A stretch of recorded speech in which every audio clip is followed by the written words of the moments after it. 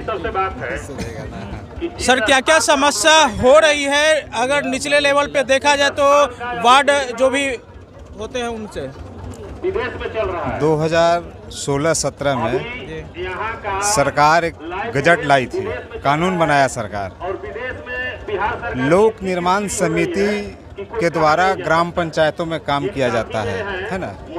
तो लोक निर्माण समिति में सरकार ने जो है वार्ड सदस्यों को अधिकार दिया कि लोक निर्माण समिति में से अब जो है वार्ड सदस्य कार्य को करेंगे।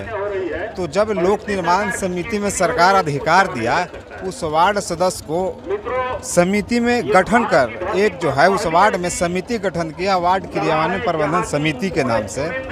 तो जब वार्ड क्रियान्वयन प्रबंधन समिति का गठन किया सरकार, तो उसमें उनको जिस तरह से डायरेक्ट उनके खाते में पहले राशि आती थी योजनाओं की, ठीक उसी प्रकार वार्ड सदस्य के खाते में राशि आनी चाहिए योजनाओं की। इसलिए कि सरकार जो है उनसे कटौती करके वार्ड क्रियान्वयन प्रबंधन समिति को बनाया, तो इस समिति में राशि आनी चाहिए। लेकिन ये कमीशन खोरी का अड्डा सरकार स्वयं बनाई, इसलिए कि ग्राम पंचायत की फंड से ग्राम पंचायत की ही खाते से पंचायत सचिवों के द्वारा क्यों अकाउंट में ट्रांसफर होगा? आप प्रखंड से क्यों नहीं वार्ड सदस्यों के प्रबंध समिति के खाते में ट्रांसफर कर रहे हैं? इससे कमीशन खोरी बंद हो जाती, इससे कमीशन खोरी नहीं होती। लेकिन कमीशन खोरी का कार्य सरकार स्वयं इशू किया, सरकार ही चलाई है। यदि इसमें कमीशन खोरी बंद करना था तो डायरेक्ट वार्ड सदस्यों के खाते में राशि आनी थी योजनाओं की। सरकार ही इस चीज़ को बंदर बांट किया। और सर, जिस तरीके से गांव में क्या होता है, जो वार्ड सदस्य होते हैं वही निचले स्तर का जो भी गली नाली का जो परियोजना करवाते हैं, अगर आप लोग को सही से ध्यान नहीं दिया जाएगा तो आप काम कैसे कीजिएगा? सरकार, राज्य सरकार के निर्देशक हैं ग्राम पंचायती राज निर्देशक हैं डॉक्टर रंजीत कुमार सिंह। उनके द्वारा एक आवेदन, एक चिट्ठी निर्गत हुआ है 21/9/2022 को।